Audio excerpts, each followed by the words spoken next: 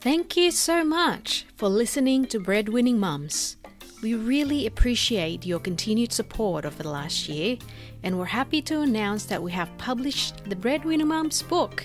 Yay! This book is based on the conversations from the Breadwinning Mums Season 1 episodes. It highlights the candid journeys of each mums, as well as a golden nugget of wisdom from their life's lessons. Now is the perfect time to give the gift of the Breadwinning Mums book to the special mums in your life or to yourself. No matter where you are in life, I'm sure the practical tips within the Breadwinning Mums book will help you take your lives just a little bit further. Limited copies available, so order yours now at breadwinningmums.com. That's breadwinningmums.com.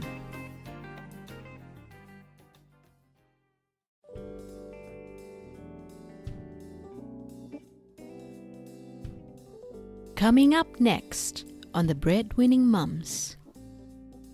I think all of us muster more strength and skill than we can ever imagine. Yeah, we're capable of much more than what we can imagine, but it's just like looking past that bubble of anxiety or whatever is worrying you and just go, let's just take it one step at a time. Whether it be fitting in the big things first and letting the rest sort out itself one step at a time, and you'll get through it.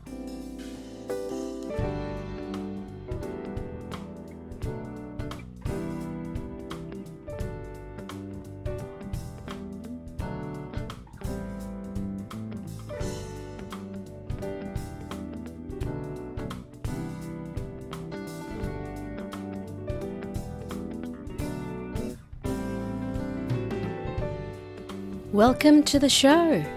I'm Jane Lim. On the Breadwinning Mums podcast, we debunk the myths of working mums, cheer each other on, and show the world that it's okay to be a mum and still pursue excellence in your chosen area of expertise. Today we're chatting with Jessica Wong-Saunderson, a fellow breadwinning mum with one son and another on the way. Jessica is a co-founder of MumbleMe and an M&A tax and international tax advisor. She shared with us her journey of moving to Australia from Hong Kong, highlighted the importance of fitting in first the important things in your life's jar, and explained how her faith helped her overcome life's big challenges through practicing continuous surrender. Here we go with Jessica Wong-Saunderson.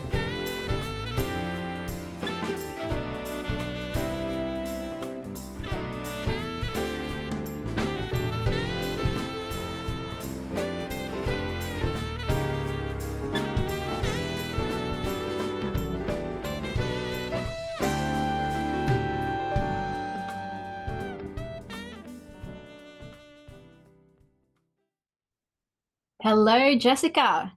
Hi, Jane. Nice to see you. How are you? I'm very well. How are you?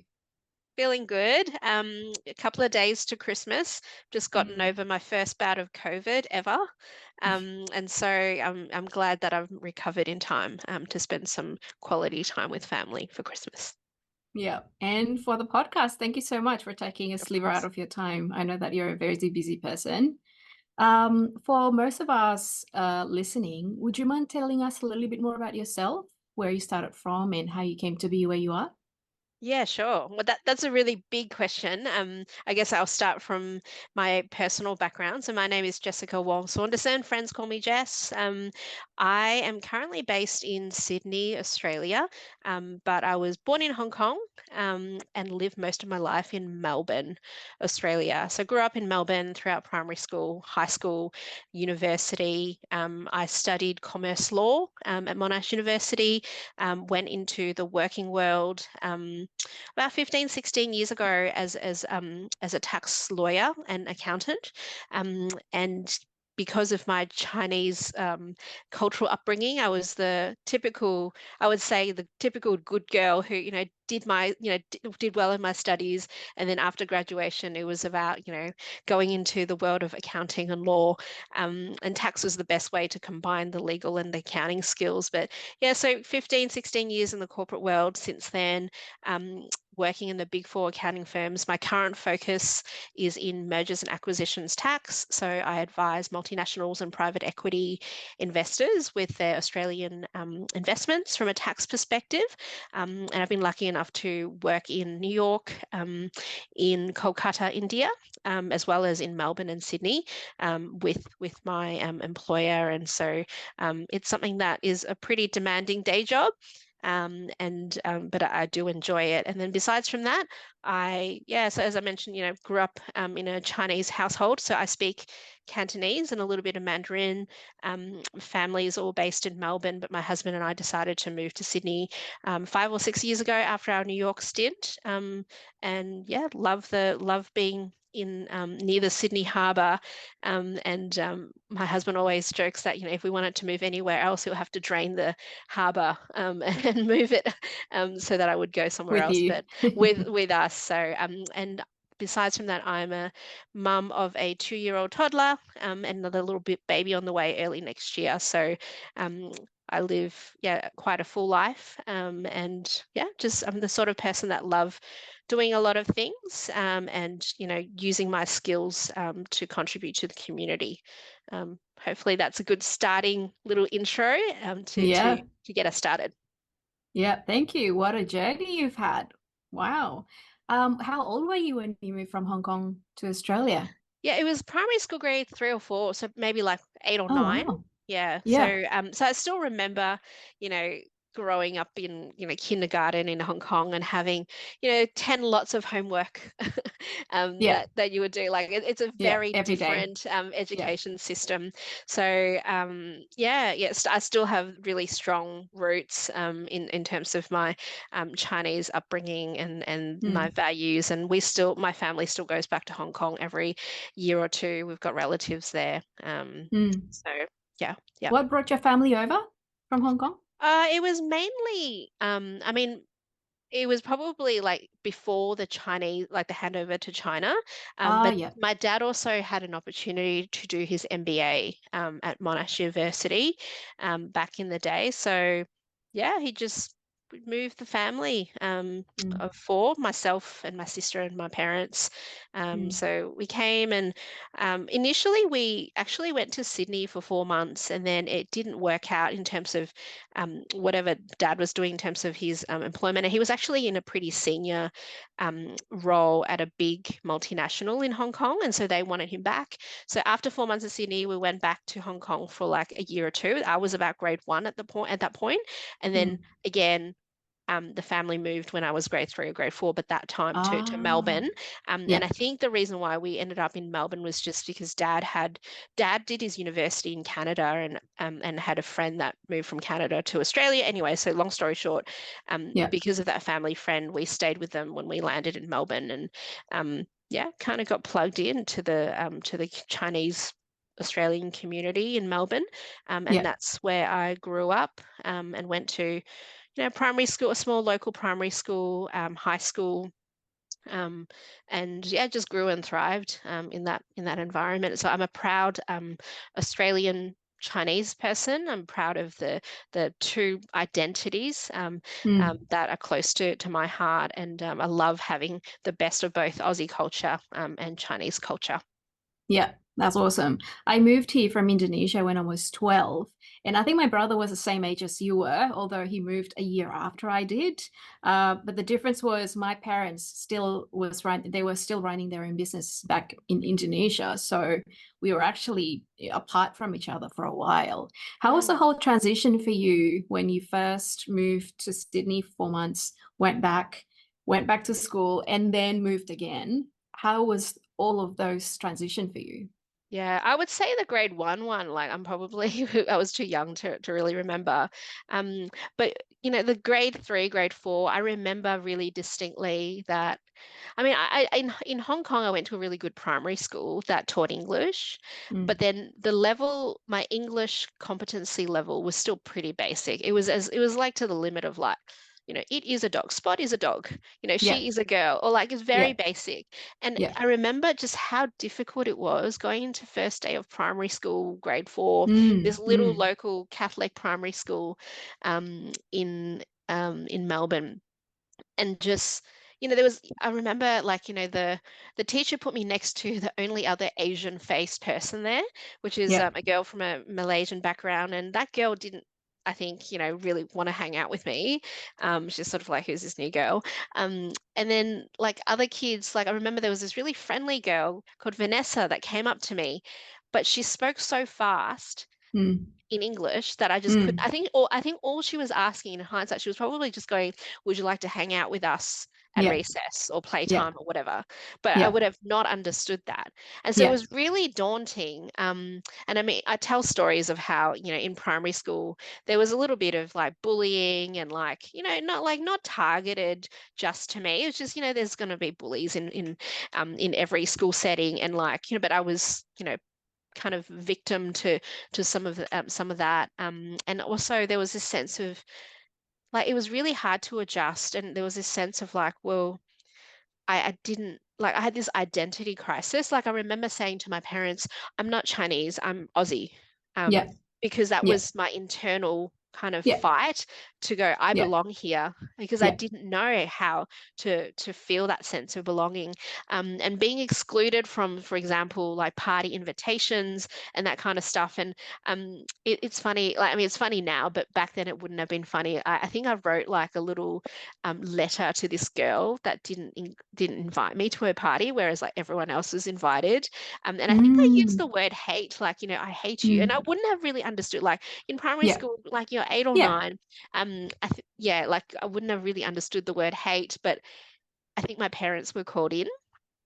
Um, oh, and so, because the yeah, teacher had to do something about the fact that this kid's written this thing going, "I hate you," or whatever.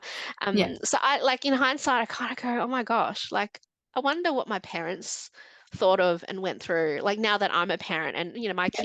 my kid's only 2 at the moment. But when I think about, well, you know, what's he going through when he interacts with other kids at daycare? Does he feel included? Does he feel a sense of belonging, or does he feel Mm, excluded? And you worry about all that stuff. So my mum mm, and dad must have, had a bit of heartache back then, because I mm, was, as I said, like, always grew up as this with the very conservative Chinese values, very kind of academically driven. So I was the good girl. I was always the mm, polite person. That was how I was brought up. And so mm, then to suddenly be brought into the teacher's office or the principal's office because of this incident. Like it's kind of mm, interesting. I haven't really asked my parents about it since, but mm. yeah. So those were some of the early memories. So that sense of like identity crisis. I'm an Aussie. I'm not Yeah. Chinese, and I think that carried through with me to my teenage years. But I was lucky enough to get into a really good school in year 9. It's a selective girls' school in Melbourne called MacRobertson Girls High School, which, yeah, so single sex, girls only from year 9 to 12. And you sit an exam to get in. And I think I really started to come out of my shell and thrive from that point. And that was when I got involved in extracurricular activities like in debating and music and choir and Mm, lots of mm, different things, and did like school leadership stuff. And I think my true nature in terms of the way that I love to lead things and organize things really came out. So I guess, yeah, like, so when you think back, well, migrated when I was about grade 4, and then by the time some years later, year 9, that like it took a bit of time to really settle in. And I guess like with all teenagers though, you go through those years. You go through a bit of like rebellious years as well. You dye your hair and do all this stuff and push the boundaries a little bit. Although again, I was a pretty by the rules type of person and conservative okay. upbringing. So like even my pushing the boundaries was not really anything like, Yeah. I think the worst thing I did was like I dyed my hair orange or something. Um, but yeah, so yeah, like those years, now in hindsight, those are formative years, but I can remember how there was just a lot of like identity crisis that I was Mm, working through. And mm, I probably didn't finish working through them, until sort of university in my 20s or even beyond, right? So, mm. yeah, anyway. Interesting. Do you have any siblings? Yeah, so sister, she's 2.5 years younger. Okay. And so she, yeah, like, our personalities are probably I mean, our personalities are different in that she is the creative one in the family, and Mm, me being the older sister. It's interesting, like when we were younger, in grade 1 in Hong Kong, um, I used to like hang out with her friends, but then I used to like yell at them. Like some of the early memories is like because I was like the bossy boots yeah. older Yeah. sister. Yeah. And she used to like, really look up to me as older sister. But of course, Yeah. over time, in our household, particularly with my toddler, we joke about who's the boss. Yeah. And we'll be like, so he calls my sister Ya, which is actually in Cantonese, the word is yi yi, which means like auntie, young, like Yeah. auntie who is younger than your Mums. mum's Yeah. sister. But Yeah. he says ya. So we'll be Mm. like, mummy's the boss or is ya the boss? And so like now, like everyone's well established that my sister is, well, she thinks she's the boss of the whole family. But yeah, but what my point is like, growing up, she really looked up to me, and we've always been really close. We still are really close. When I moved to New York for a couple of years, she moved to Hong Kong. Well, actually, she was already in Mm. Hong Kong. She was living there for 6 or 7 years. And so Mm. then when my husband and I moved to New York, then she came back to Australia to be with mum and dad, which was really good of her. And so now she's still, yeah, like she's now still in Melbourne. And yeah, like I mean, I would like to take credit for the fact that she's become a foodie, and she's one of those people that always gets into the best restaurants, and all that, like somehow the chefs at the Japanese omakase restaurants will message her on Instagram, or if she messages them on Instagram, she's able to get like a special table, a special booking that Yeah. other people can't. Yeah. And I'm just like, hey, I was the one that started being a foodie back in the day. But anyway, no, so like, yeah, so we love each other. We're really close. And she's a great auntie to my son Abraham. So Nice. Okay. And so growing up, looking back, do you think that she experienced the same identity crisis, or did she take it on a little bit more I because she think, was younger by then? I mean, we never really talked about it in that Mm. way. And I think her friendship groups were different. It's interesting.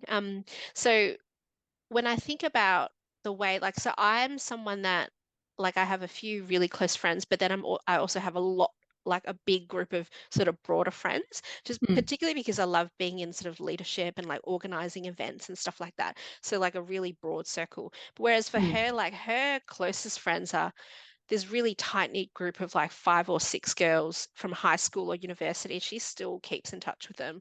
She's really close to them. And so I think in a way, then like the way that she dealt with her sense of identity, and they just happen to be from Asian backgrounds as well, or from Chinese type backgrounds. For me, I probably had more multicultural friends, like Anglo, as well as Mm. like different types of people from different types of Asian cultures. And in particular, the high school that I went to, McRob, like it was just, yeah, very, very diverse. Mm. And so yeah, so like both of us, so she ended up going to that high school as well. So, but like just, yeah, the friendship groups growing up were different. Um, and because I'm the older sister, like I kind of led the rebellion. Like, so like I went through stuff first. Mm. And so it was almost like by the time she got to that Yeah. phase, Yeah. she didn't like, she could do anything. Like she's the youngest in the family. She could do anything and not get in trouble because I had already tried it. Yeah. Um, and yeah, so I don't know if she went through that sense of identity crisis, but I would say both of us um definitely like love and embrace our Chinese roots. And yeah, Mm. again, interestingly, then she chose to in university, she went to Melbourne University, and she was more involved in some of the Chinese Yeah. student groups. Mm. I did. Like the groups Mm. that I was involved in were probably just your sort of mainstream groups, whereas she was involved in the Chinese music group at Melbourne Uni. So she's got this really close group of friends that are all Cantonese speaking. They're from Hong Kong. Mm. And that's why she decided to move to Hong Kong to work Mm. after graduation. Yeah. And so right now, like I would say her Chinese, her spoken Chinese and her written Chinese is like superior to mine. I used to be good at it back in the day, but I just don't use it Mm. enough. So Mm. um yeah, that's interesting. Like I should ask her. I've never really chatted with her directly about that identity thing. You've Yeah. made me think. Yeah, it's very interesting. I was listening to a podcast that you were also a guest of, the Next Level Asian, The and you were liberation. Yep. talking about how you identify more as a Westerner in Hong Kong, but you identify more as an Asian in Australia. It's so interesting. Can you talk a little bit more about that? Oh yeah, sure. So so one thing I noticed was that when I was traveling to Hong Kong, and like I said, I went back every 1 or 2 years, and I'll be like on the MTR, which is like the subway system, right? And I would see a Westerner and like immediately I'd get excited and think, oh, like, maybe they need my help. Maybe like they're lost. But it was this sense of like, oh, there's someone that I identify with because Yeah, I felt like yeah, I was a Westerner in Hong yeah. Kong. But whereas within Australia, I guess you oh, and I'll just share this anyway. So, like, my husband always jokes that when we first moved to Sydney, there were certain suburbs that we were looking for rental property in, and there are some suburbs that are more or less multicultural than others, as you would know. And I used to kind of joke. I'll go, oh, there's, like, look, there are people that look like me, you know, in this street or whatever, at this cafe. And yeah, so it was almost like, in the Australian setting, I naturally look for people that are more similar to me in that sort of with the Asian Yeah, cultural lens on exterior. Yeah, yeah. exterior. Mm. So yeah, it just shows again like this mixed identity that I Yeah, have. yeah. Yeah, I mean, It's very interesting. yeah, I think it's super fascinating. But yeah, my husband just thinks it's funny. Yeah, So, but you've he, heard. sorry, you Yeah, go, you had. you've heard of the term banana, right? Yeah, of course. Yeah, Like yeah, yeah, where yeah. where bananas yellow on the outside, white on the inside. But how did you feel when you were in New York? New York was, I mean, New York was one of the best experiences, both professionally and personally. But the reality is, a place like New York, as an expat, you end up hanging out with expats. And so, Mm. like, really, my friends were not really Americans. They were like, you know, Europeans and people from Asia, like from different places. And so, Mm. um, So it was a melting pot. did you identify yourself as an Australian I would say, or yeah, probably as an yeah, Australian, but embedded within that was my Chineseness Chinese roots? as Yeah. well. Yeah. And Mm. like, so my role in New York was what we called it an Australian tax desk. So I was the Australian tax expert. That was a first point of call for a lot of multinationals that had questions in that US time zone. And so it was quite a national role, and I got to travel around and do presentations and answer technical questions as well as, just yeah, like just met lots of different people. And I guess yeah, like oh yeah, and then as part of that, so there were my equivalent or my peers that were from Germany, UK, Switzerland, etc. And so with those Western background, European background friends, I guess the activities that we would do were like rooftop drinks, for example. Whereas there were also my peers equivalents from, say, China, Japan, Korea. And with those guys, we tended to go out and do like different activities. Like, I mean, Dim eating and sums. drinking is dim sum. Well, not exactly, but like sort of, yeah, you know what I mean? Yeah. Like you kind of Yeah. like the choices, like they might not be as into rooftop drinks, like, but they might want to check out a local Japanese restaurant, or they're Yeah. like a food festival week. And Yeah. so, we were organizing lunches at different restaurants. And it wasn't limited to Asian cuisine necessarily. And then yet there were like other friends where, went to the ballet with them or opera with them. And so culture is just one element. Ultimately, it's about like each individual brings with them sort of different interests. Mm. And culture is just one aspect. And so I Mm. was able to do lots of different activities because I met lots of different types of people in New Mm. York. And it was just, yeah, it was a really fun time. And it was 2015 to 2018. And Mm. now, like, during COVID, I heard some of these stories about how like New York was just dead and like really impacted by COVID. And so I was really sad to hear that, but now it sounds like they've sort of revived. And New York is the city that never sleeps, and it's amazing. And yeah, I'm glad that they're okay now, but like I really, because I was there sort of pre-COVID, really got to live at like this amazing sort of lifestyle. Mm. And like my husband, his role, he had to travel during the week down south. Sorry, just one second. Down south every week. And so he would go on a plane like early on a Monday and come back late on a Thursday night. And some weekends, like we would meet in a different city. And so for me, Nice. a lot of the time in New York, I was actually by myself Yeah. during the week, and we were Yeah. newlyweds at that point. And so, but because I had all these cool expat friends that wanted to go out during the week, Mm. and so we were like always doing different activities. And Mm. I mean, I work. It was the classic work hard, play hard, Yeah. um, sort of, yeah, Yeah. period. Was it a pact that you made together to travel and especially to relocate to New York No, jointly or? it was just an opportunity that came up with my employer at the time. And so, because I'm from Hong Kong originally, I had been looking for a secondment opportunity to Hong Kong. At that time, there was another Aussie or a couple of other Aussies at the same company in Hong Kong. And they basically said, "Oh, look, we like your resume. It would be great to have you, but you need to wait until these other Aussie secondees finish their thing, and then you can have your turn." But in the meantime, then this New York opportunity came up, and one of my bosses said, "Hey, do you want to put your hat in the ring?" And it was one of those things that I had never really thought was possible or never really thought specifically about. And then, when opportunity knocks, you kind of go, "Yeah, sure, why not?" Put my hat in the ring. And so at that time, so this is like 2015. My husband and I, like, we were engaged and like we're going to get married in like May 2016 at that point in time. But because they needed someone to fill that particular New York role, so we ended up bringing the wedding forward to September 2015, Oh, so wow. that Okay. so that we could get married and move to New York together. Bearing in mind I come from a conservative Christian family, and so my parents were You like, have to get married "You have to get first. married before we move overseas," and Okay. which is all like, but we were getting married anyway. But so I ended up having 6 weeks to organize the wedding. Like Oh, it wow. was booked in, right? So like it was sort Yeah. of like Yeah. August 2015, kind of trying to work out, okay, this opportunity has come up, what do we do? And then, we were gonna get married, the following year, and had tentatively booked in, florists and venues and that kind of stuff.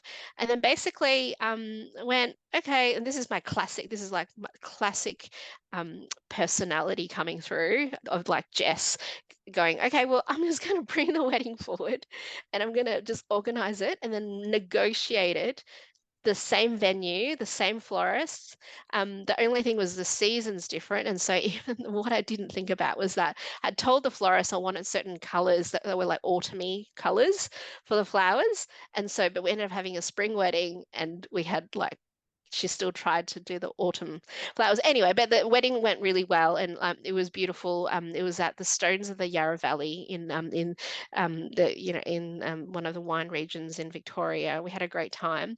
And so then I moved to New York, and then so Andrew then had to negotiate with his employer to get a After you moved. secondment. Yeah, after I moved. So like Oh, okay. it couldn't happen as quickly, but then he Yeah. kind of he came over a couple of times, and then eventually moved more permanently, sort of the start of 2016. But we still got to do our we still got to do part of our wedding in Santorini, which was the destination part of our wedding in May 2016, because we had planned for some of my overseas relatives to sort of travel because they couldn't make the Australian wedding. But anyway, so like that 2015, 2016 phase, it was all like really exciting, or like, hey, let's just jump onto this opportunity. Let's move, to the other side of the world. It's New York. What have we got to lose? We're young, no kids at that stage, and yeah, everything was stressful, but it somehow worked out. Yeah. Yeah, it somehow worked out, and now, all these years later, we are, yeah, still happily married, and now with almost two kids on the way. Yeah. Another one So on the way. yeah, yeah, Well done. Okay. So you were there for 2 years, yeah, two and and a part bit. of it Yeah. sort of semi together geographically because you were separated for, Monday to Thursdays. How long were you doing that type of arrangements for? I How mean, long it was was Andrew traveling for work Yeah, for? I mean, it was like for probably like a big chunk of the two Yeah. years or so. Yeah. Yeah. And it was different, like dependent on the project, because it's Yeah. actually in the US, it's actually really common, particularly for consultants to be traveling Yeah. quite a lot. Yeah. So that was just the norm. I mean, the positive thing about it was he got lots of there's frequent flyer points, and he was like a platinum member of whatever American Airlines. And so when you go to the airport when you're traveling on holidays, that you get like priority access to the lounges, priority access to boarding and all of that. And it also meant that we had lots of points, hotel points, and Yeah. so we were able to get like lots of upgrades to suites and Yeah. use up the points. In later holiday travels. So, Yeah. yeah, yeah. Awesome. As you know, I just spent like a good part of the year in New York as well with Mm. my family. So I brought over the two kids, went to school there. What I found quite interesting was because we didn't have the family support that we have back home, the whole experience for me, at least, was that we were forced into an environment where we really needed to listen to each other and communicate to each other. How has the New York experience shaped your relationship at that time? I would say we had just had really different experiences of New Mm, York, mm, and but also because our personalities are really different, mm, and so it was okay. Like, so for example, even if my husband had to, like, even if his role was mainly New York based, he wouldn't have necessarily wanted to do all the activities and, like, the opera and like ballet and all of that stuff. Like, I would have still gone with my other expat your friends. friends. And so, but whereas the cool thing about his experience was he actually got to spend a lot of time with his American colleagues, who, by the way, also flew from different parts of America to Yeah. the client projects. And so during the week, like, they're having lunches and dinners together all Mm, the time. So he got to really know them really mm, well. And I think he really enjoyed that. He really enjoyed like learning about college football and college basketball, and, like, went to a game with his colleagues and all of that stuff. And again, like, that's not stuff that I'm naturally interested in. So I'm yeah. glad we had the room. Like, I feel like when Yeah. I reflect on that experience, like, we got to do things together Mm, and enjoyed aspects of America and New York together.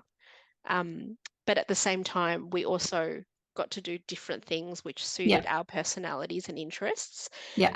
So yeah, certainly, like, he would say he didn't, like, his experience wasn't solely of New York. Like, he saw a different part of America, and this is Trump America at that point in time. Oh, yeah. So like, it's very interesting kind of politics and all of that. But at the same time, in New York, we got to do some really cool stuff. Like, we went along to talks by, like, Henry Kissinger, for example. Henry Kissinger recently passed away, and, like, it was in our local neighborhood at the Yeah. YMCA, and he was like, Yeah. we The exposure literally, that you the get exposure over is there is amazing. just, yeah, it's just Yeah, world class. yeah, Anything world class. Speakers, world class yeah, artists, chefs. Yeah. Okay. absolutely. Um,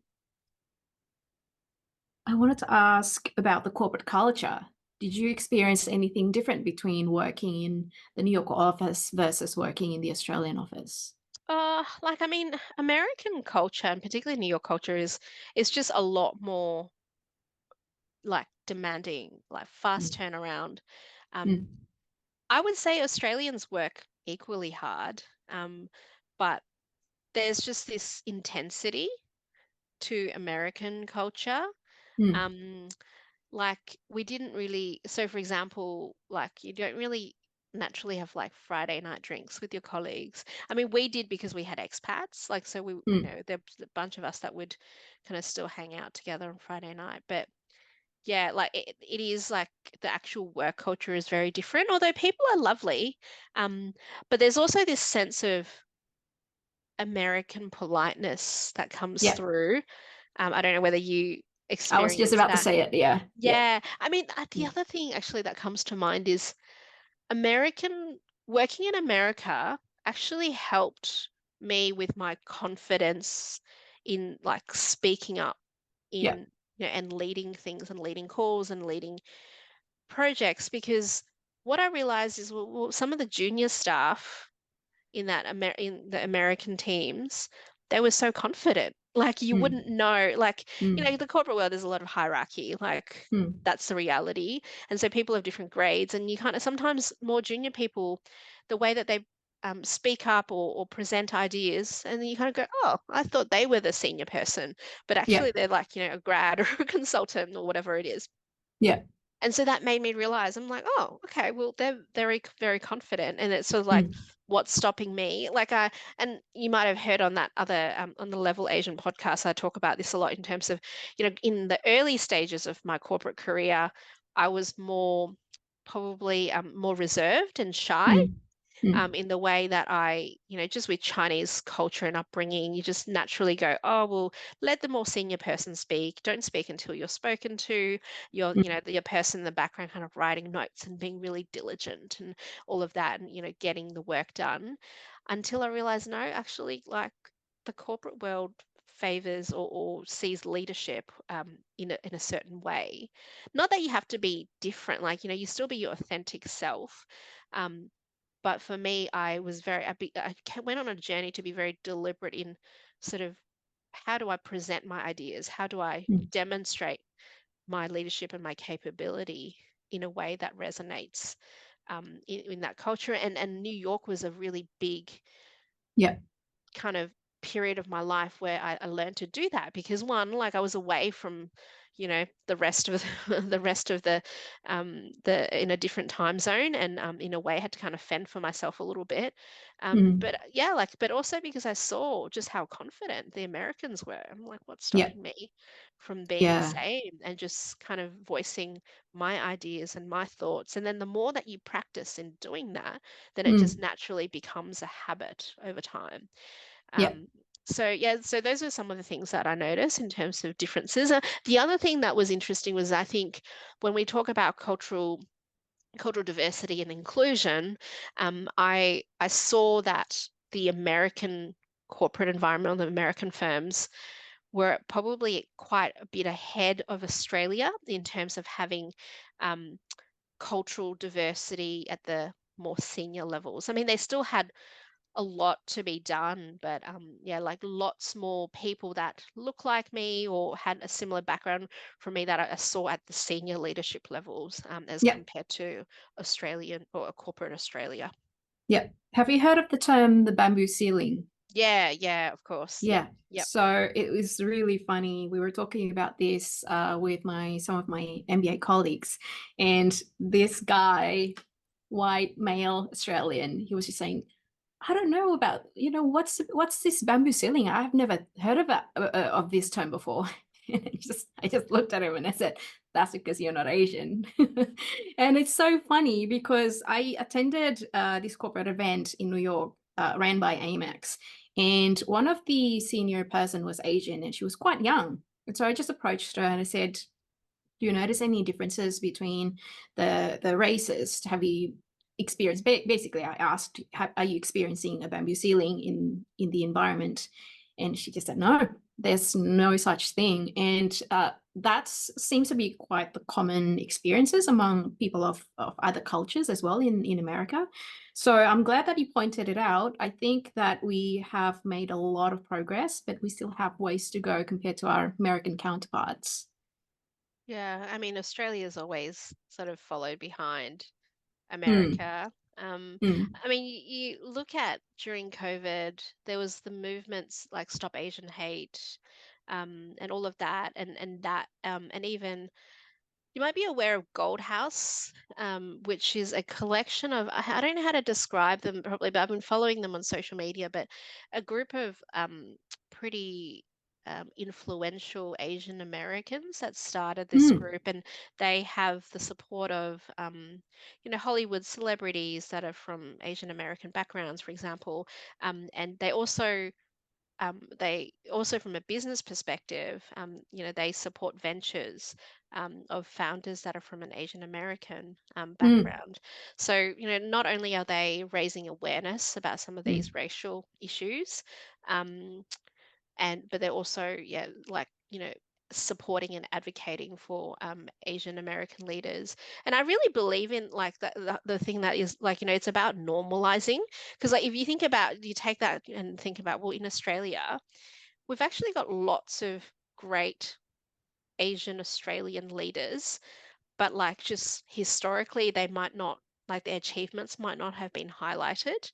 mm, People like they're just not in mainstream media as much. But I think in the last few mm, years we're getting more um, culturally diverse people into politics, for example, business. There's a bunch of people that are doing a lot to help elevate and bring these I guess improve mm, on these issues, and so it's great to see. But yeah, I mm, definitely think I don't know what it is. Like I don't know whether it's because Australia is just a little bit more conservative in some ways. Like we're more laid back, but actually, yeah, we're probably more conservative. I mean, in Australia, there's been a huge focus on gender.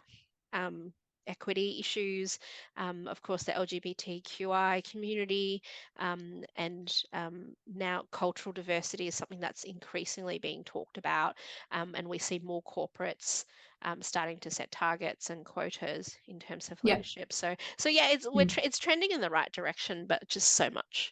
So it's slow, and mm, so much needs to be done. yeah. Awesome. And how was your experience in India? You went to Oh Calcutta, did you yeah, say? yeah, Kolkata. That was back in 2012. So it was for 3 months.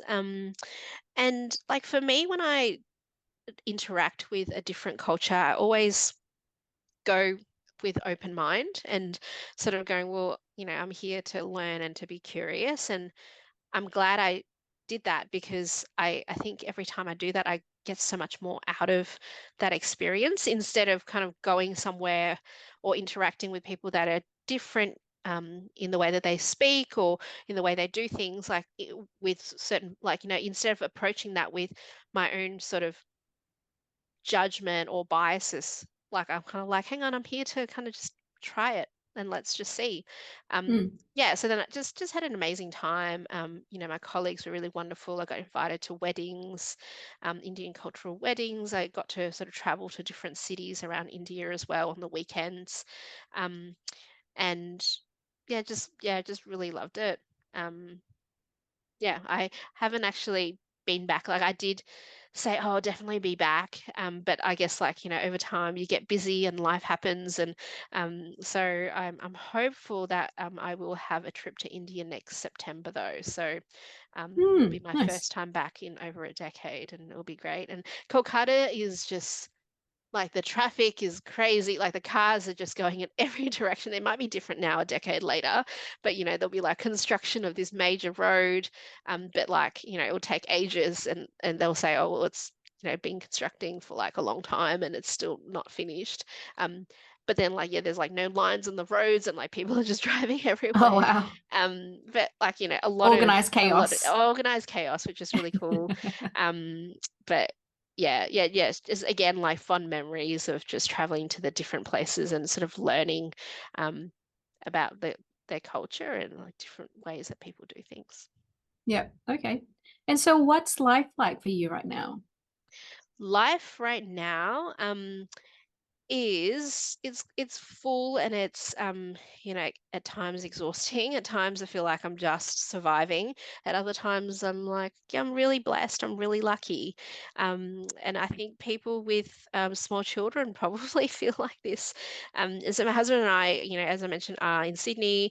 All our family are not in Sydney, so they're all interstate, and so we both work full time. We have our toddler in daycare 5 days a week, and we basically tag team and like sort of co-parent to somehow make it all work, which yeah, like it causes a lot of it's very difficult, and some days you feel a lot of guilt about not being a good enough parent, or not um, even from a work perspective, you kind of go, oh, well, I don't feel like I'm giving this 100%. But at the same time, I've got these responsibilities. But I guess becoming a parent in the last few years, and transitioning back to work after parental leave, I've learned to you need to have stricter boundaries. Like, for example, I need to pick my son up before 6 because that's when daycare closes. And they didn't say, well, they'll literally, daycare was like, it's not just about paying penalty rates. They're like, we don't have insurance after 6, and the door, like this building closes after 6. And lo and behold, actually, there was one time we had parked in the building, picked up my son just before 6 o'clock, and then went to the nearby supermarket to get something, try to get back to the car park after 6, and we couldn't get in, like, because the building was actually shut. So Yeah. so it does mean that for me, historically, someone that's, because I work in my day job, I work with a lot of sort of cross-border time zones and stuff, so I can have calls at all different times of the day.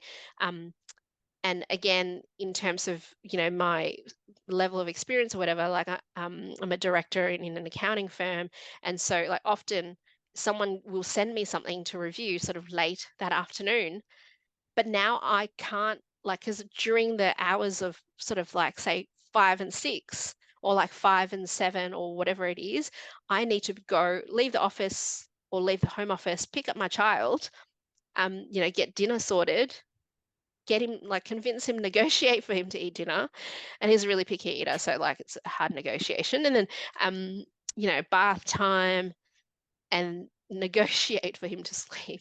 Yeah. Which could be Bedtime. any Yeah. time between 8:30 to like 9:30 some days. And anyway, so then and then it's like, well, hang on, I haven't quite finished my work, I need to log back on. Or like people previously would have gone, hey, can you talk at 5 p.m. or can you do a call with the UK at 6 p.m.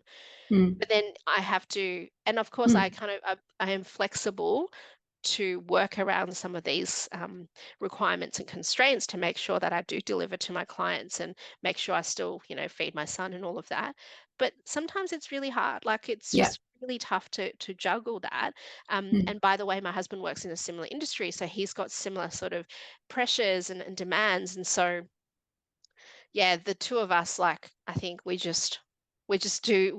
make do. We're surviving, we're doing okay.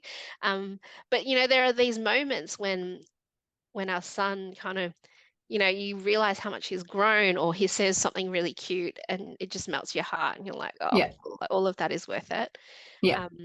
And so it is that fine balance of balancing, like, so there's, the people talk about work-life balance, and my husband used to say this term, might have been from his employer or something, but it was like work-life fit.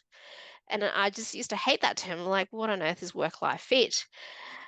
And now I realize, well, actually, it is about just fitting in things. Like, for everyone, for each person that happens to have a child, or like whatever job or industry they're in, it's going to be different, but you need to work out what works for you. And also there's different, like, each family and household will have different dynamics. And there are some single parents out there that have to, sort that out. And some people have family help, some people don't. Some people pay for nannies or whatever it is, and others, pay for daycare. And so for us, this is the arrangement that we have. And so we somehow make it all fit in accordance with the obligations and the responsibilities that we have, and also, the things that we want to do as well, as people. And you might be aware that, like, in addition to my day job and being a parent, I run a startup, and I can talk more about that, but I also am on the board of a couple of not-for-profits. And so for me, that's really important to me because I'm very purpose-driven, and it's important for me to be using my skills to impact the community for good. Yeah. And so I need to do that. It's almost like I have this need to do that with my life. Yeah. And so then I need to fit that in. They go, well, I need to fit a board meeting in. And so if there's a board meeting, do I take, for example, take annual leave for half a day so that I can do,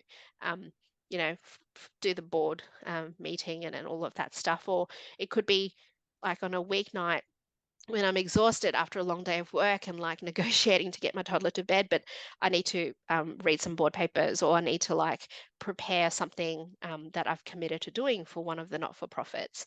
And so, yeah, like it's hard, but then yet for me, when I think about my life holistically and the things that, like the person that I want to be and want to become, then I kind of go, well, hang on, I need to somehow make all of these things fit without burning out, of course, because Mm. I don't like, I think sometimes people, when they listen to me, they're like, oh my God, you do so much, you don't sleep. I'm like, no, but I love to sleep. Like, I love, like, I'm just like anyone else, but somehow, like, because these things are important to me. It's like this, and sorry to go on a tangent, but like, have you ever heard of this story of like a professor goes to the classroom and goes, well, here's a like a glass jar. Like you firstly Yeah. have to put the big stones in, Yeah. right? You fill your jar with the big stones, and then you can still fill it up with the smaller pebbles and then fill it Mm. up with sand. But then if you try to fill it up with the sand first, then you'll never fit the big stones or the Yeah. pebbles in. And so life for me, like I adopt a little bit of that philosophy, like, well, these are the big things that are important to me, of course, my family, my work commitments, and then, then it's about fitting, well, what is it that I want to do to impact the community, and what do I need to do to also keep progressing in the direction I want to progress, whether it be my startup or whatever it is. And so I need to fit those things in. And then once I fit those things in, and by the way, I get to enjoy some Korean drama on Netflix when I have some downtime. I get to go out with my girlfriends, or, enjoy a nice restaurant or a comedy gig every now and then. Like, it's so you can fit it, but Mm. it's just like you need to fit the important stuff in, and somehow just for me, that's the approach that I've taken. What are the big important things for you? So yeah, it's definitely family, and well, work commitments. My faith. So I'm a Christian. I go to church. I serve at my church, and so these are not negotiables. Like these are things that, because like for example, if I'm not connected in my faith, then I'm sort of like not that I'm a lesser human, or no, I'm not saying that. It's more like I feel not quite myself. And so Yeah. I know that to be at my best, I need to be just grounded in my Yeah. faith. I need to have my, church community. I need to be like growing in my faith. Um, and similarly with my family, like, well, it's obvious like I've got a 2-year-old that needs me. I need to feed him. I need to spend time with him. But part of that is like, again, what I've learned is like I need to be intentional about the quality time that I spend with him. And Mm. also I've realized that he picks up so much of what we say and do. And so Yeah. like they absorb like sponges, Mm. right? And so yeah, I just need to be mindful that I'm not just sitting there just like, Mm. on my phone scrolling, Mm. or, like he knows to say, oh, mama's working or Yeah. dada's working. And Yeah. then he'll try to um, in the living room there we've got like a little study table, and sometimes my husband's there, and he's got his laptop and his mouse, but then our son will sometimes go up and then try to like play with the mouse, because for him he wants to be like daddy because he Yeah. sees daddy doing that. Yeah.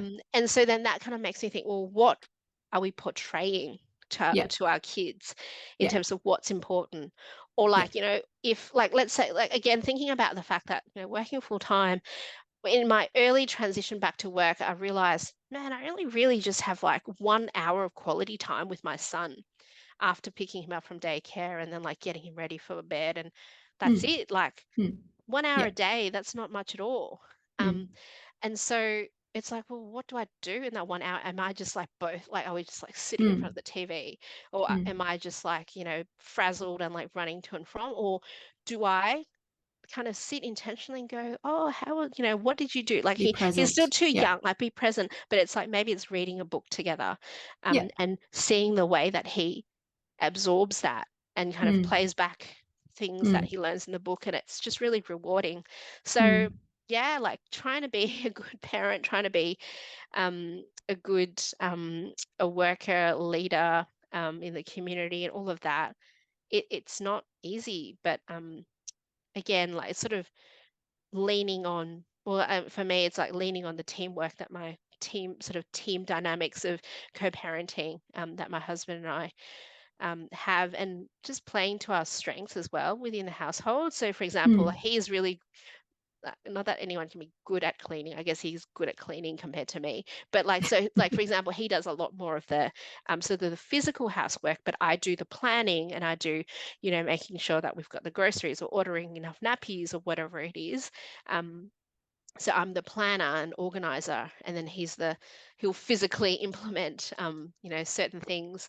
Um, so yeah, and knowing that, like, and some days, like, for example, yesterday we needed to pick up our son from daycare, and like both of us were working from home, and it was like 5:30 p.m. The place closes at 6. It's nearby, but there's, if there's traffic, we still, you need to make sure we sort of leave the house at a certain time. But I was trying to catch a colleague who's over in a different time zone, and like that was the only time I could talk to the colleague, and I'm like, look, I need to pick up my son, but I'm gonna quickly do the call now and talk to you about this particular matter. And then my husband happened to, I finished my call, it was like right on 5:30, and he was still on his teleconference downstairs, and I basically just went, do you want me to pick him up instead? He's like, yeah. And, we're kind of gesturing to each other to go, yep, you do it. And so, that was different from what was originally planned, because we wanted to go together and go to the supermarket or whatever afterwards. But like sometimes you just adapt. And so then I ended up picking him up, and, and it was fine. And we came home, and, dinner was a little bit later than usual, but that's okay. So like, you just somehow make it work. Yeah. Yeah. Sounds good. How was your motherhood journey? Was it a long road to conceive Abraham? Yeah, so we definitely, like, I mentioned we were in New York, and, had such a great time. And so we didn't really think about starting a family until after that. And then, yeah, when we came back to Australia, so we decided to move to Sydney instead of move back to Melbourne, just for a bit of a scenery change. And also it was like, oh, well, we grew so much as people. Why don't we continue that sense of adventure by trying a new city? So anyway, so I moved to Sydney, 6 years ago. And that, like, I'm very open about the fact that, well, yeah, once we started wanting to start a family, it was harder than expected. And yeah, everyone's got sort of different challenges in their fertility journeys, and some people make it seem so easy, but yet actually there's a lot of heartbreak that kind of goes on behind that. And for us, there Mm. was a bit of heartbreak, and sort of working through different medical, genetic stuff. And so, like, we feel really blessed that Mm. we now have Abraham, and, we've got another boy on the way, um, and all of that is possible because of like great healthcare that we have in this country.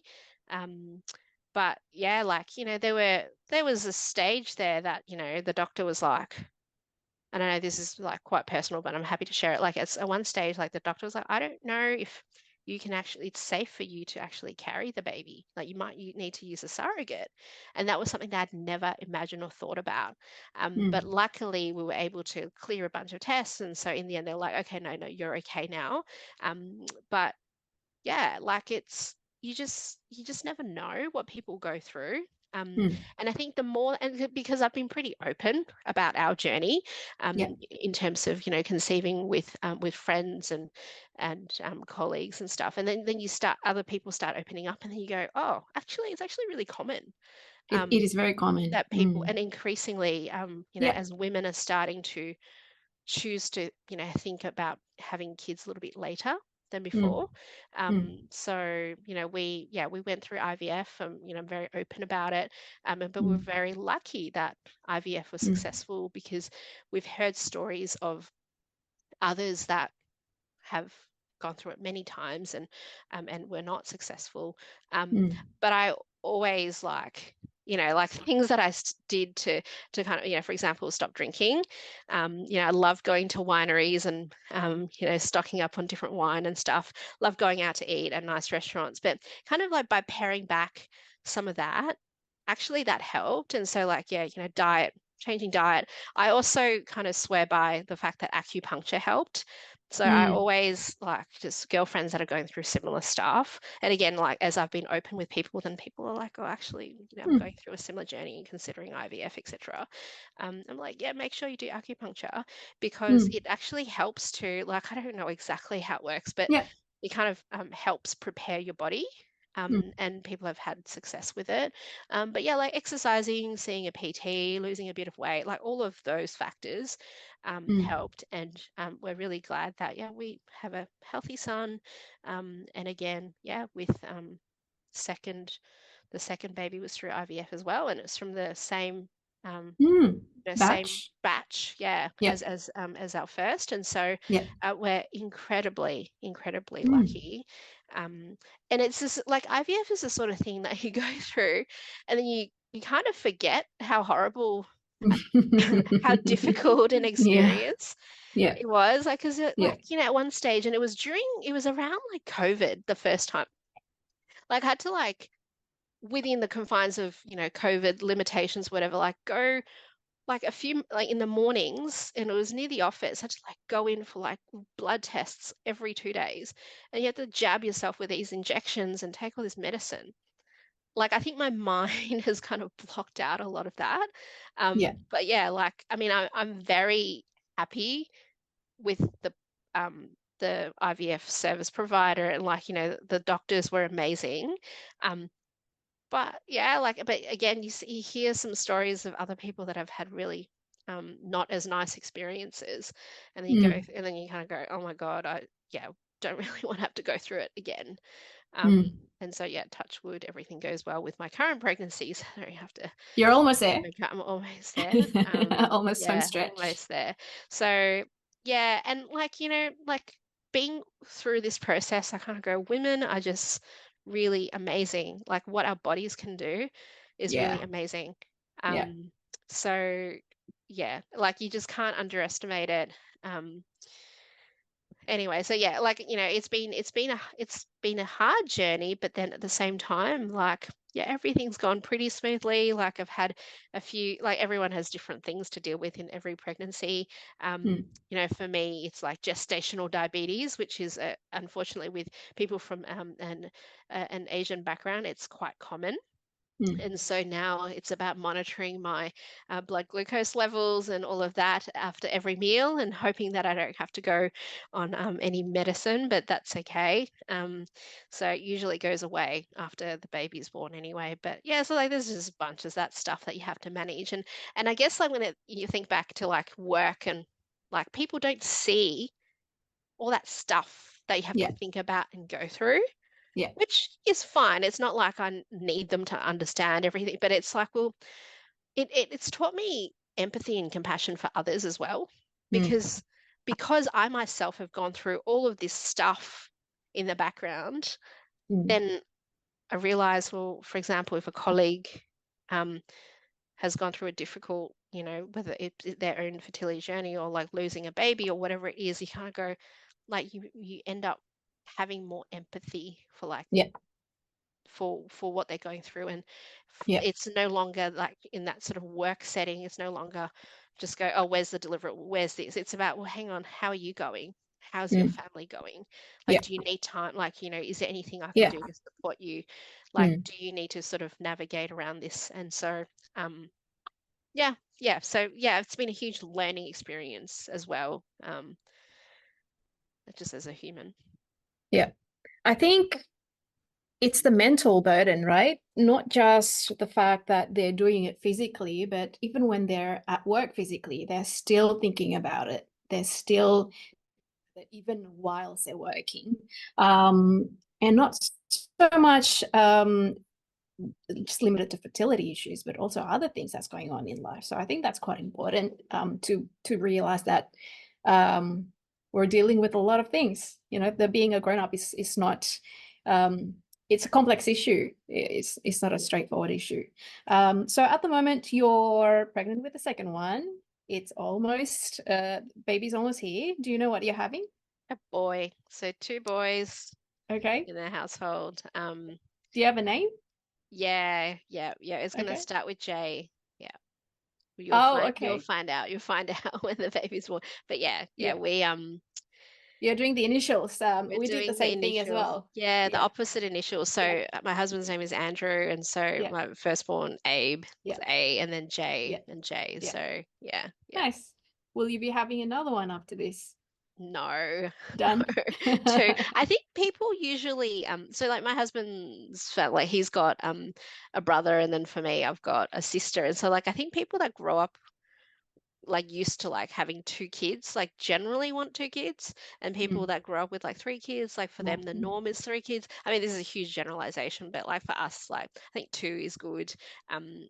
We just hope that they get along well as siblings, and can be best mates. And it's nice that it's 2 boys, and they can like I don't need to like rebuy all the clothes that he barely wore the first time around. So yeah. Yeah. Nice. Okay. Can you take us back to the young Jess? I guess the 16-year-old when you just got into the selective girls' school. Did you know that you're going to be a mum? I probably didn't really think about it. Um, yeah, just life was just so full. I probably thought, at some stage I would. Mm. Um, but like I wouldn't have thought about just how much you go through, firstly to get pregnant, to become a mum, and then what you go through as a After the parent baby. Yeah. after the baby. And then like once you become a Yeah. parent, you worry about so many different things. Yeah. I just would not have thought about that at all. Yeah. Yeah. Okay. What about career-wise? Did you know that you were going to be a career person? Sounds like you were quite driven from an early Like age. again, like I don't know that I thought, like I didn't probably picture life in exactly this way. It's interesting. I was reflecting on um, why I'm so career driven. Like so Mm. because we were migrants from Hong Kong, like and my mum, like I talked about the fact that my dad did his MBA, and it actually was hard for him to find a job in the Australian market, even though he was so qualified in Mm. his experience in Hong Kong, but he didn't have equivalent experience in the Australian market. So he ended up Mm. taking quite a low level kind of role. And that's how he raised the family, to his credit. And this is a common story with a lot of immigrants. But mum was a stay-at-home mum, and for Mm. most of my life. And so like, yeah, like it's interesting, like, because it's almost like because I saw that my parents sacrificed so much for the family, it kind of makes me go the other way in terms of like, well, I'm not going to be like, I just never really thought about being a stay-at-home mom. Having said that, like, the only caveat I would have to that is there's a lot of like Hong Kong TV dramas and stuff that I watched when I was growing up, and there's this concept of a tie. I don't know if you know Yes, that word. I've heard of it. Yes. And my friends in university or high school and university is a good group of like guys and girls that used to hang out with, and they used to kind of joke and say, "Oh, Jess, you just want to be a tie," which means like a socialite, stay at home. Yeah. Um, but that was like I kind of thought, oh yeah, that would be nice, marry a wealthy person, and so you don't have to do anything. But that was like the TV kind of, it's the TV drama world, right? As much as I joked about that, but like for me, it was just natural to just go into the workforce and like just work and use my skills and develop and contribute. So Mm. yeah, like, and everyone will have different situations, financially and whatever, and people, and I'm not saying one is better than another. Of course, it's not, because it just depends on what the individual chooses. But for me, like, there's just this really intent, like, sense of drive Mm. that I would naturally just work and make my own Mm. money and all of that stuff. and which is like polar opposite to what my mum chose to do. But again, maybe in that generation, it was just common, particularly with immigrant families, for the woman to stay at home and look after the kids. And I'm really grateful that she did, because my sister and I grew up in a great home with great values, and we are the people that we are because of all of that, because of that really loving, warm family that we grew up in. And I mean, the other day I was just having lunch with colleagues, and I said to them, when Andrew and I were dating, there was, we were starting to talk about marriage, and like at one point it was a bit of a shock to the system when he, like, I realized that he kind of expected me to work part-time after having kids or after getting married. And like for me, it was almost like, what do you mean? Like, I've never thought about taking a step back in my career or working part-time. And again, that was like, before we thought about really specifically thought about kids. It was just like two people that have been dating for a while and going, well, what's life going to look like in the future? And so that's, in a way, it surprised me that was his assumption. Yeah. And my husband's probably one of the like most laid back guys you ever meet, like, and he's not chauvinistic or anything, like or ultra conservative or anything like that. And so like it was just interesting that was what was in his mind. And because for him, like, his mum had a I think it was like a medical career, then became maybe a pharmacist, but still, like, and it chose to stay at home. And again, like, that was a different generation back then. Maybe that was the norm. And so, yeah, it was just interesting when I realized, oh, well, hang on, that's what's in his head. Oh, it must have been like when we were doing like marriage courses or marriage counseling and stuff. And then you start realizing, actually, the way that you have both been brought up, like, and like that your values, like, family it's of a bunch of origins. stuff. Yeah, family origins, like a whole bunch of stuff you don't realize. And it comes out and you're like, oh, okay. That's interesting. And so even now that we do have a kid, and we're thinking about, like, what does life ahead look like? It's interesting because, like, again, like, I've kind of, in the last few years, as I've seen sort of more senior female colleagues in my organization and in other organizations, the reality is it's often the woman that kind of chooses to take a step back. And again, my belief is, like, everyone needs to do what's right for them in their household. But I actually think that you shouldn't think that it's the woman that should take a step back as a default. Now, sometimes financially, that's what would make sense. But yet for other households, it might financially make sense for the mum or for the female, if that is, like, to be the breadwinner. And there's lots of families that increasingly so that do that. And so, yeah, like, all this stuff that you don't really think of, like, I wouldn't have thought about that back then. And like, this is how, and certainly going back to your original question, when I was 16, I didn't really know what life would look like. And the fact that, when you get down to the nitty-gritty, it becomes a negotiation and a balance of different factors in order to go, well, we both want to excel in our careers, but we both want to be great parents. We both want to be present for our child. We want our children to grow up in a happy home where both parents are, mentally, emotionally, and physically available and present. So that's stuff that we're sort of working through. And so I'm taking some parental leave next year. And then, so the question is, does that mean I go back part-time? I don't know. It may not. It may be like, and Andrew and I talk about, well, would both of us go part-time? And what does that potentially look like? So there's a lot of open questions that we don't know the answer to. And so we learn from others and see what are others doing. And then the reality is, like, with the cost of living increases and all of that, like, more and more families need to have double income, right? And so it's actually normal for both parents to be working.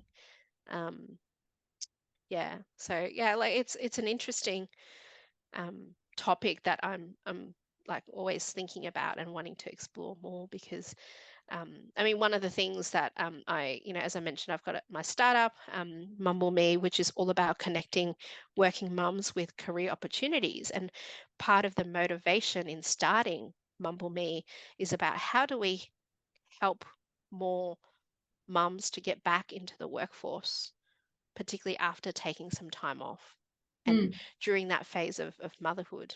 So like, are you happy for me to tell you a Yeah, little bit sure. about it? Yeah, sure. So it's really interesting in that, like, there's been some recent stats that the government has released, and this is the government's it's called the I think it's called the economic women's economic equality task force, chaired by Sam Mostyn. And a few months ago they released some data that said, well, a 25-year-old female that ends up having a child earns $2 million less than a 25-year-old male who ends up being a father. The other stat that was really astounding was in the first 5 years of entering into parenthood, a woman's earnings decreases by 55%. But in the same, like for a male equivalent in that situation, their earnings are not impacted. Yeah. And so when I look at stats like that, and I'm like, oh my gosh, like then that you kind of then going back to how, as I said, in my mind, for me, I've never really thought about taking a step back in my career, and I've never really thought that hard about the fact that, yeah, you need to, it's a bit of give and take, because I've always gone, well, why can't women have it all? And then, you know, more senior females would say, you can have it all, but just not at the same time. And I'm like, what does that mean? But as I'm exploring and going through and sort of grappling with these issues myself, and then I hear some of these stats, I'm like, well, hang on, that's really unfair, because Australian women, like, you know, are relatively highly educated. So many Australian women, you think about the women that are going through in university, training programs and all of that. And as I mentioned before, like, women are having kids later than previously. So now, you know, women in their mid-30s, late 30s, even early 40s are having their first child in many, many cases. And so by then, you might have been working in the workforce for like 15 years or longer, 20 years after your formal education. And so if these women are then choosing to opt out because of there's so many factors, right? So you kind of go, well, the cost of childcare is in many cases quite prohibitive, right? And so sometimes when people do the sums, it's actually easier for the woman to take a step back in their career rather than work and pay for childcare, Because right? in the So short term, it's just better off financially. It yeah, makes more sense. Yeah. exactly. And like, you know, there's lots of organizations that are really focused on and, you know, lobbying government and all of that. And there's talk of how do we sort of improve that, right? Which is really important. Okay.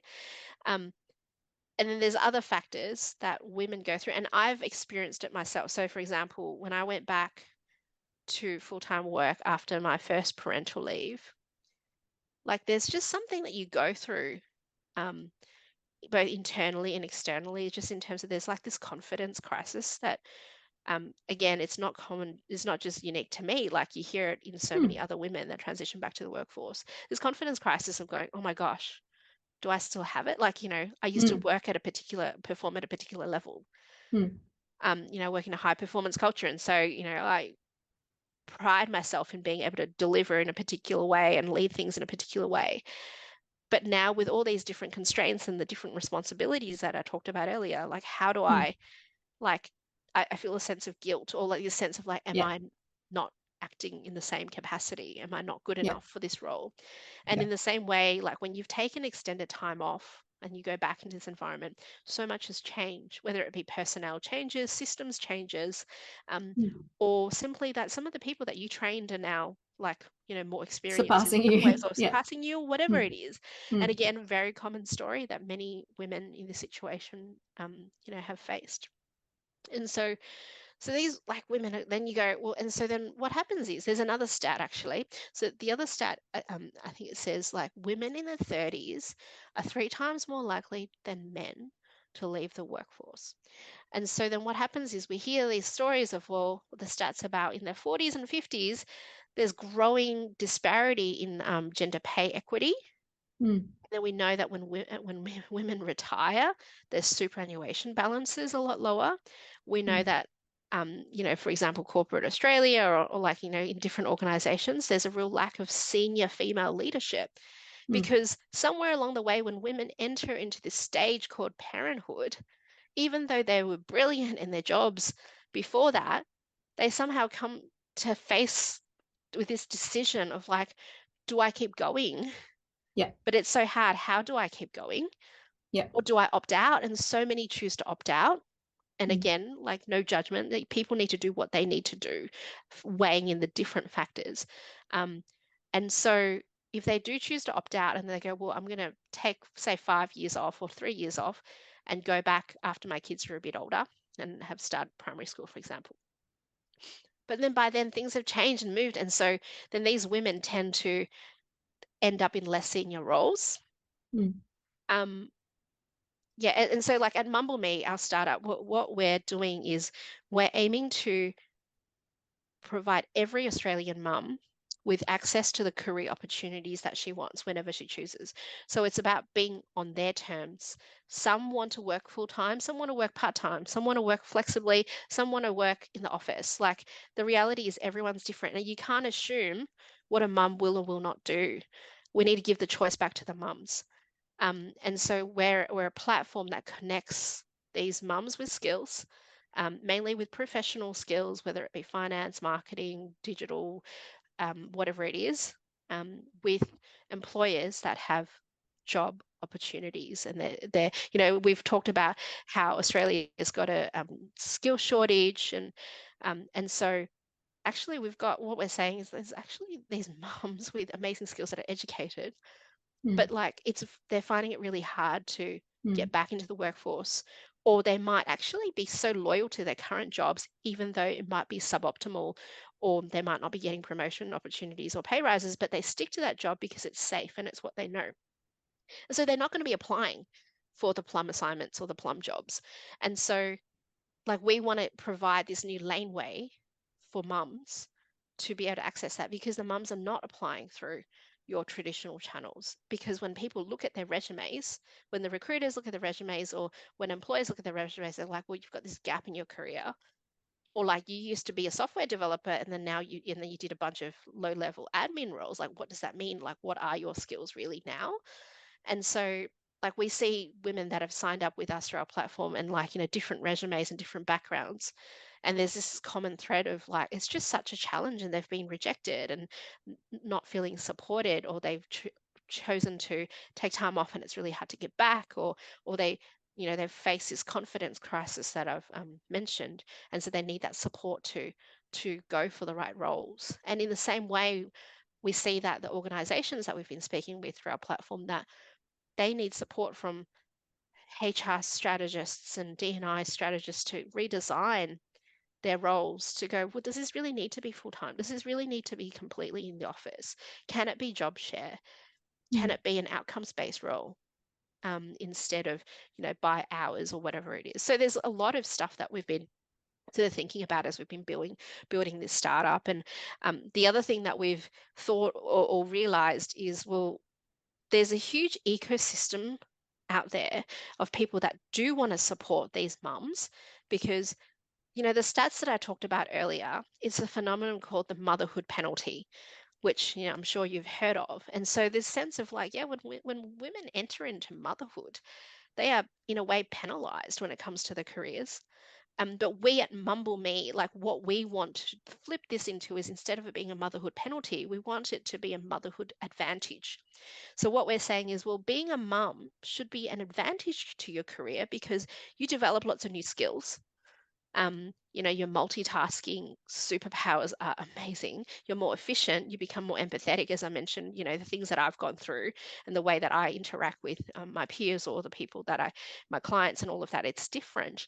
And there's a increased sense of maturity around all of that. And so like, well, I've got so much to offer. These mums have so much to offer these businesses. And so not only do the mums need to realize that for themselves, but the businesses need to realize that there's an advantage in hiring mums, because when you're really optimizing their skills to the best potential, you can get great business outcomes. And by the way, these mums are really loyal, and they're going to be super efficient and do a great job. And so, like, it's a win-win for everyone. And so anyway, so yeah, like, so through MumbleMe, this is what we're hoping to achieve. And I think 2024 and beyond is where, particularly with the government releasing some of these stats recently, like, I'm quite excited about the fact that there's going to be more energy and more focus around this at the national level, hopefully. And so ultimately, we just want mums to be able to choose, if they do want to go back to the workforce, if they do want to expand and sort of progress in their careers, that they can do that. They can choose to do that. And if they don't want to, that's completely fine as well. So anyway, so that's a little bit more about what I'm looking forward to in terms of 2024 and continuing to build that particular passion project or business. Yeah, I love it. I love how you're trying to address the motherhood penalty versus the fatherhood promotion through MumbleMe. What are you doing for the moms though on a practical level? Yeah, so I mean, for us, like, the platform is about connecting the mums to jobs. And what we've realized through our research in the last year or so and talking to lots of different mums, lots of employers is, yeah, and I think I started to mention this before, but I didn't quite finish my point, which was there's heaps of people in the ecosystem. Like, you've got people that are supporting the mums, you've got people that are supporting the businesses, but there's still a gap in terms of actually connecting them. And so in a way, like, I think all these programs are amazing and they're great, but not only do we need to help these women with training and coaching and all of that, but it's like, how do you then plug them back into the workforce, but then, by the way, not just drop them into the workforce and expect them to kind of to swim. Like, you kind of go, well, how do we support you? Like, now that you're back in this particular company, like, what are things that we need to change structurally to make sure both you and your co-workers and everyone in our workplace can work in the way that, and it's not just flexible working. Like, flexible working is a big part of that, but it's like, well, okay, I know that sometimes you might need to finish at 4:30 or 5 in order to go pick up your child before 6 o'clock, before daycare closes. So what does that look like? Or, like, can we modify? Is it about your hours? Is it that we, as I mentioned before, is it about having your job as an outcomes-based role, so that it's not about the number of hours you put in, but it's about the output? So, like, so that's the kind of stuff we're working on, and we're not doing it by ourselves. We're working with the different players in the ecosystem that we've identified. We call them our activators. So we've got our job activators who work with the businesses, and also our mum activators who lead some of these mothers groups and all of that. And so together, like, we're partnering together to go, how do we address this motherhood penalty issue? How do we flip it and turn it into a motherhood advantage? And so in the coming year, we're going to be running a series of hackathons to kind of go, well, how do we break down these issues to work through what is it that we can do to tangibly address? But ultimately, the goal is, like, connecting these women to jobs, because there's no point in doing a bunch of programs and they don't end up in jobs. So yeah, we really want to be reaching sort of practical outcomes. Yeah. So it sounds like you're trying to address the issue from the employer side, in that you're trying to make it work on their side. How can we reinvent the role? How can we make it work with stay-at-home mom or working mums? Could you talk me through the journey process? Say, for example, I'm a stay-at-home mom and I'd love to go back to work. What would my experience be like through MumbleMe? Yeah, sure. So firstly through our activators. So, like, and so you might, as a stay-at-home mum, you might find out about MumbleMe through a mother's community, Through this mother's group, podcast? Yeah. for example, through this podcast, and then you go, oh, okay, cool, I want to sign up. And then we can introduce you to our activators who provide different support, whether it be coaching or whatever, right? to support you in your journey. And, there's people that can help you with your resumes and all of that. And by the way, like, they're not part of MumbleMe, they're just people that partner with us, right?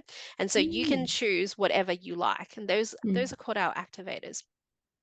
And so on the other side, we're working with businesses to say, how do we, like, here's the talent that we have. And this is this mum with these skills, and these are her availabilities. And this is a sort of role that she's after. This is a level of experience.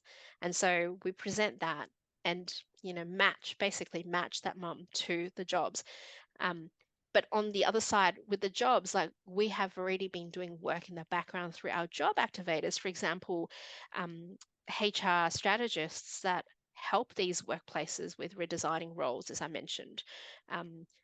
And so it's ensuring, well, that's that workplace and that role, is it really suited for a mum?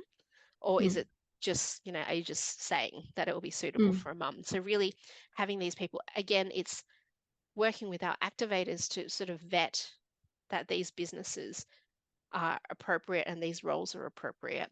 So, and they're a mix of small to medium-sized businesses as well as larger businesses. So, yeah, so that's how we would sort of practically do that. And we don't charge the mums ever. So it's free for them to sign up. It's free for employers to sign up. And so ultimately, we just want to empower these mums to go, hey, actually, yeah, I can give this a go. Because what the other thing we discovered is, like, the mums are unlikely to sign or to put them forward for a role unless they have someone else say to them, hey, Jane, you'll be great for this role, right? But then so when you have that sort of extra dose of support, then you apply, and then through the different partnerships and different things that we have, then you have the right support to go, hey, maybe you need to do your resume in a slightly different way. And this is how then you present yourself, and, a coach through that process. And again, like, each mum will have different needs. And so for us, we have some of our activators are matrescence coaches, so people that are wanting to transition back to work after having a child. Some of them are just, are mums that might have been mums for a long time, but they're just wanting to change careers or think about things a little bit differently. And so, or even there's one of our activators supports divorced people. And so, helping them work through sort of their relationship breakups and all of that. So that adds extra complexity to an individual who might be thinking about, how do I get a job to support my family, as well as, work through some of these really hard, life issues and heart issues. There's just like different support and different activators depending on what these mums need. But ultimately, again, our platform is about just connecting the mums to jobs. Rather than you kind of, on a traditional job platform, you kind of just sign up and then you might never hear back. You get rejected, you don't know why. But we just want to be having more of this ecosystem and support system around these mums to increase their chances of success as much as possible. Okay, perfect. So for all stay-at-home mums listening right now who wants to go back to work, or any employers who are looking for talent, sustainable talent, how do they get involved? Yeah, check out mumbleme.com.au. And it's not just stay-at-home mums, it's any mum that might already be working, but you might want to consider other career opportunities. Like, we want to hear from you as well. So yeah, like, basically anyone that's interested in career opportunities, please take a look at our website. There's going to be more coming in 2024. Hopefully we'll be improving our platform. We're a fairly young startup, but yeah, and similarly with employers that are interested in or have skill shortage and have job hiring requirements, talk to us, because we'll love to connect you with skilled mums that have a lot to offer. So yeah, Awesome. MumbleMe. Perfect. I love your analogy of filling your life's jar with the important stones first, and particularly your involvement with church. I wonder if I can ask, has there been a specific moment in your life where you were just tried really hard and you've had to go back to your roots, and that is your Christianity values? Without going into the specifics, how have your values helped you through that process? I would say like it's a continuous process, and like it's as recent as like even in the last year or last few months, there's just been a lot going on with life and constant challenges at work or things outside your control, or like constant illnesses, daycare illnesses that my son gets, and then it affects, my husband and I. And so life sometimes is a constant battle. Um, and it's easy when you focus on the problem and you get stressed about it, you get down about it, and it impacts you. And it's almost like, oh my God, I just can't keep going. Like, why do I do all this for? Like, why? But then when I then go back to, my faith and my values, and then I remember like there's a higher purpose. Like for me, in that context of my faith, God's got it under control. And even though I can't see what on earth is like how this is going to like somehow resolve itself, like I trust in that broader bigger picture. um God's got it under control. So then I like when I kind of take that focus and lift up my eyes and lift up that focus to, in my context and faith, God, Jesus, then everything else kind of fades away, because you're no longer focused on this massive problem that's in front of Mm. you. But it has to be like, I won't pretend that it's just a, one, like, you kind of just complete fix. Like it's a continuous, in the Christian world, we kind of talk about this like continuous surrender, like this sense of like, Mm. oh God, I have this, like I'm anxious about this, Mm. or like, I'm really worried about this, or like this is just really getting me down. I can't muster, like Mm. I'm at the end of myself and the end of my strength. Mm. And that's when I focus my energies and focus like to God and go, actually, I'm just going to rest and trust that everything's going to be okay. And then often it does work out because it takes off that sort of anxiety from that The level, burden, the the emotional burden. burden. Yeah, Mm. yeah, yeah. Mm. Interesting. Any specific verse that you go to? Yeah, so Psalm 23 is probably one of my favorites, and it talks about um, God leading us by still waters, and like it's this picture of peace. And the world is so chaotic, and there's just so much going on. There's global conflict. There's like your daily battles with like people, and illness, and or even like interactions with people or your family or whatever it is. And it's that picture of like God is a shepherd that, like, I'm a sheep, and like God is a shepherd that leads me and guides me by the still waters. Um, and it's calm, and like, I get this sense of serenity, and that my anxiety is sort of taken away. So yeah, yeah. And there's also this sense, and in that same verse, this same passage, it talks about how he anoints your head with oil, like your blessings overflow. Is this sense of like when you trust in God, he's got you, like he's this father figure, or in that passage, like a shepherd that looks after its sheep, um, that he's got you, like you don't have to worry. And then like being a parent, you kind of go, well, of course, like when you're a parent and you've got a child, you're going to look after your child. You're not just going to let them live and die, by themselves.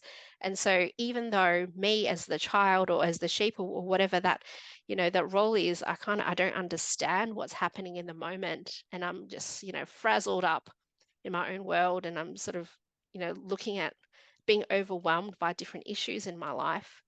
But when I realized, well, actually, Daddy God's got it under control. He sees the bigger picture. He knows that this is just a little pebble, a little stone. You know, when my son kind of like loses it at the like, throws his terrible two tantrums and stuff, for the smallest reason. But then you as the parent, you go, hang on, there's nothing, everything's okay. Um, and so in the same way, it's sort of trusting. For me, it's trusting God that He's going to pull me through whatever this is. Yeah, and I say this in a particularly, it's like 2023 has been a particularly difficult year in the professional context for people in my industry. So yeah, like kind of going, well, okay, well, things are not going according to what I planned or what I want, but there's a higher purpose and there's a broader reason, and somehow in the future I'll work that out, and it's okay. Like it really is okay. And so instead to count your blessings and to know that, hey, like no matter what happens, I've still got the core, the anchor for me being God, being my family. And that's really all I need. Like even if everything else fades away or Awesome. things don't work out. But yeah, anyway, yeah, that's the way that I think about it. Thank you. Thank you for sharing. No problem. So I'd like to go back in time, maybe to the point where you were experiencing fertility challenges and things were just really, really hard, and you can't really see the light of day beyond all of the gloom.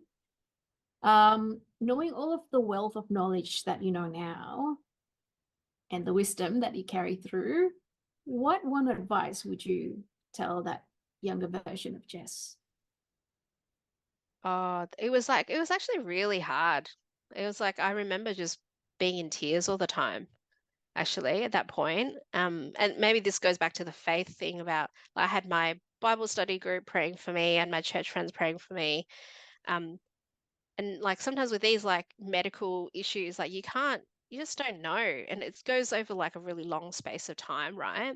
And so it's not like, oh, suddenly it's fixed. Like it's just there's this open, like unknown and uncertainty. And there was this one song. It's called "The Blessing" that I used to listen to, and I remember just going for a walk in the North Sydney area near where I live, and just staring out into the water, just listening to that song and going, God is blessing you, and He's blessing not just you but your family, your children's children. And I remember going, I might not even be able to have a kid. Like, God, how the hell are you telling me that you're going to bless my children and my children's children? And just, being in tears and kind of just being really consumed by all of that. But again, like that sense of that faith and going, hang on, it's whatever happens. And if we don't end up having kids, it's okay. If, some kind of like this medical stuff blows up, it's okay. But yeah, like, so I think, again, now that I've come through, life is continuously challenging in other ways, but you kind of go, now that I've come through the other side, I kind of go, well, what would I have told myself?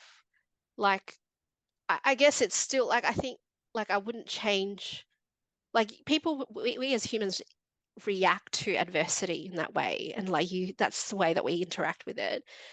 But I don't think I would have done anything different, but I think, maybe like in that heartbreak, not let it get to me as like devastatingly so, and just kind of trusting a little bit more, no matter what happens, it's okay, because somehow you'll get through the end of it, and your family and your friends will support you.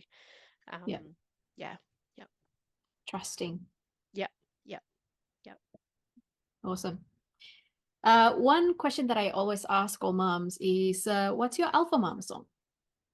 Well, I don't really have one song, but like, I mean, it'll probably be one of the Christian worship songs, like whether it be that blessing song that I talked about, or like recently, I'm just like re-listening to some Christian songs that I listened to when I was in my 20s in university. There's a There's a guy called Tim Hughes. He's got a couple of just nice worship songs, and so I put that on, and I just let it kind of wash over me. It's kind of this sense of like that peace that I talked about when I'm having a stressful day, or I'm anxious about something. So Okay, awesome.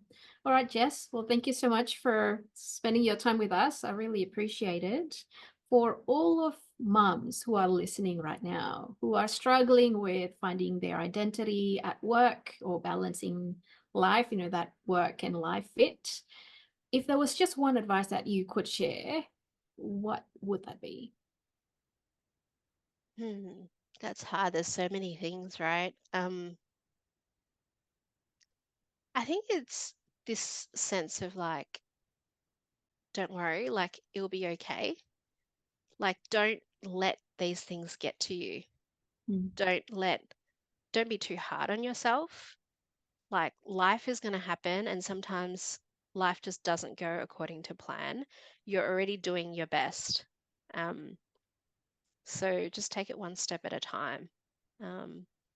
And I think all of us muster more strength and skill than we can ever imagine. Yeah, we're capable of much more than what we can imagine, but it's just like looking past that bubble of anxiety or whatever is worrying you and just go, let's just take it one step at a time, whether it be fitting in the big things first and letting the rest sort out itself one step at a time, and you'll get through it. Beautiful. All right, Jess, thank you so much. I hope you'll feel better soon, and all the best with the second. Thank you so much. Thanks for having me. And it's been a pleasure to chat through a number of topics that, like, probably went a lot deeper than I expected, but I'm really, definitely happy to share it. And for listeners out there, feel free to connect with me, DM me, and I'll be really happy to make some new friends as well. Oh, great. All right. Where can they find you? LinkedIn? Either That's through where we found LinkedIn, each other. Jessica Wong-Saunderson. That's probably the easiest. I think LinkedIn. Yeah. And of course, check out mumbleme.com.au as well if you're interested in finding out more about the startup. But besides from the startup and being a mum, as I mentioned, I have lots of different interests. So I'm definitely happy to catch up for virtual coffees, physical coffees, and swap stories and ideas as well. Awesome. All right. Thanks, Jess. Thank you. Thanks so much. See you then.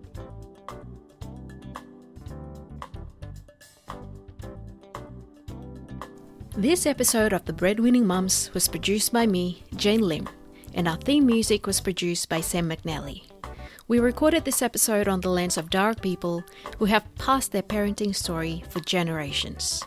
We pay our respects to the elders past and present and thank them for caring for country. Connect with us through LinkedIn or Instagram at Breadwinning Mums. Until next time.